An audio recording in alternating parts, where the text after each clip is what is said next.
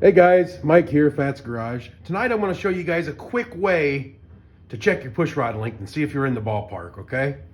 Now, I got this information off Richard Holder's videos, and some people might not know who he is. Most people in the LS world know who Richard is, but he's like the LS godfather. But I just thought I would share it with you guys. I thought it was pretty cool. So you can see on the, this is just a factory camshaft here. I've got it marked. I don't know if you can see that. Intake on the one lobe, exhaust on that one. Okay, this part I've got colored black right here. That would be the heel of your cam, or that particular lobe. That would be the heel of that exhaust lobe. So what we're going to do is we're going to check the push rod length on this engine we got sitting here. And what you want to do is you want to make sure your cam is turned so your lifter is riding on the heel of that lobe. Because if it's riding up here, you're not getting an accurate reading, because that's going to be pushing up on the push rod and opening your valve. So you want it right there on the heel, and I'm going to show you how to do that in a quick way to measure it. So if we come over here, all right guys, here's the 5.3. I got all the plugs out of the engine because we're going to have to rotate it around to get the lifter on the heel of the cam lobe. And we're going to do this one right here. This is the exhaust side. So the reason you might want to check these is because when you change camshaft, typically if you go over 600 inches of lift on your cam, they might do a smaller base circle on the cam, and that's going to change your push rod length. If you have your heads milled down 30 thousandths or whatever, it's going to change it by however much you have it milled down. It's going to change that push rod length because you're closer to the cam then. Aftermarket heads sometimes might take different push rod lengths. Aftermarket roller rockers, stuff like that, guys. Sometimes if you do a different lifter, they might measure a different length and a measurement in length. So you can see the exhaust valve closing. Here's your intake. What I'm going to do is I'm going to wait until this intake closes all the way.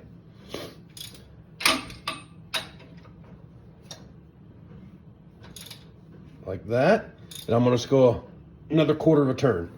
Both of those ought to be on the heel of the cam lobe right now. Because if you think about it, when your exhaust valve's open, you're sucking air in, and then it's going to close. And then you got 2 more cycles before your exhaust valve's going to open. So that's about the most room you have in between them lobes being on the heel. You know what I mean. So I'm going to loosen this one up. And right now, the push rod that's in there, I just measured it. It's 7.4 inches. Okay. So what we're going to do is we got that good and loose, and I've gotten a nut driver here. And we're going to do the 2-finger method. Okay. So I'm just going to tighten this as tight as I can with 2 fingers on the nut driver. Like that right there. And we're going to stop. So now we're going to put our ratchet on here. And we're going to count the turns. How long or how many turns it takes to get this thing tight, which is like 20 foot-pounds. So there's half a turn. 1 turn. 1 1/8. So what Richard said was you want between half and 1 1/2 turns. So 1 1/8 turns should be pretty good preload on that lifter. So let's see what happens. Like I said, this is a 7.4 push rod, just the factory length. What happens if you put one that's too short in there? I'm going to show you.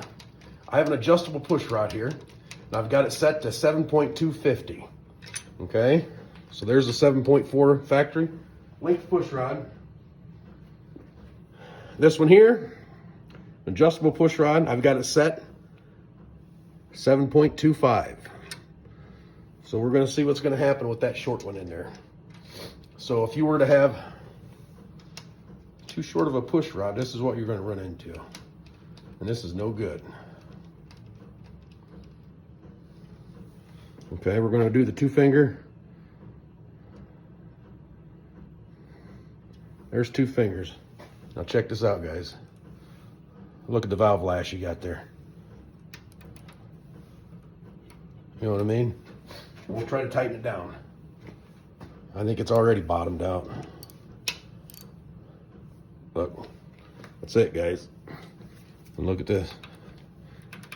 You're gonna have a lot of noise on that, because what's gonna happen is, you know, your push rod goes up into your rocker arm. The other side of your push rod's in your lifter.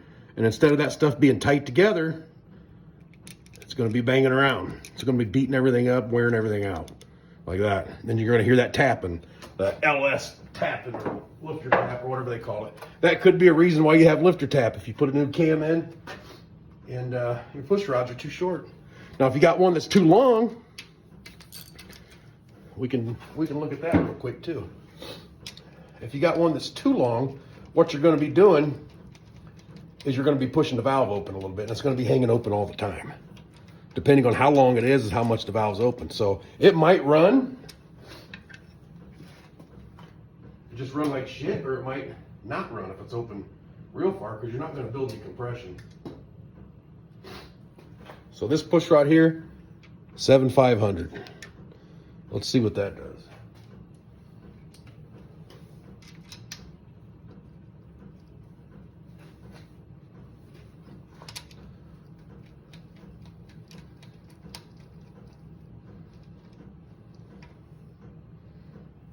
Okay.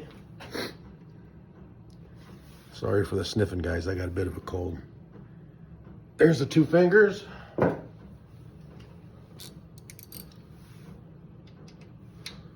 Okay. Half turn. 1 turn. 1.5. 2 turns. 2.5. 2 3/4 turns. So what you're doing right now is, you can even see it, that valve is open. Just from having a push rod that's 100 thousandths too long. You can see it's tight. That valve's open right now. That would not build any compression in there. Well, there you have it, guys. Quick, easy way to check your push rod length. Like I said, stay under 600 thousandths. Usually they use a stock size base circle, but usually up over 600, I would really check it. This cam here is a 550 lift cam, and I've used this cam before, so I knew the stock push rods would work. So check out my YouTube channel, guys. I got a link in the bio on TikTok there. It's Fats Garage also. So help me get going there a little bit, and we can do some cool stuff. I start earning some money, but I'm just kind of going, guys, as I have money to do stuff, and I hate to keep making the same videos over and over, like engines running on the stand and stuff. But if you can just subscribe to my YouTube channel and watch the videos, that'll help out, and we can do some more cool stuff. Thanks, guys. Have a good night.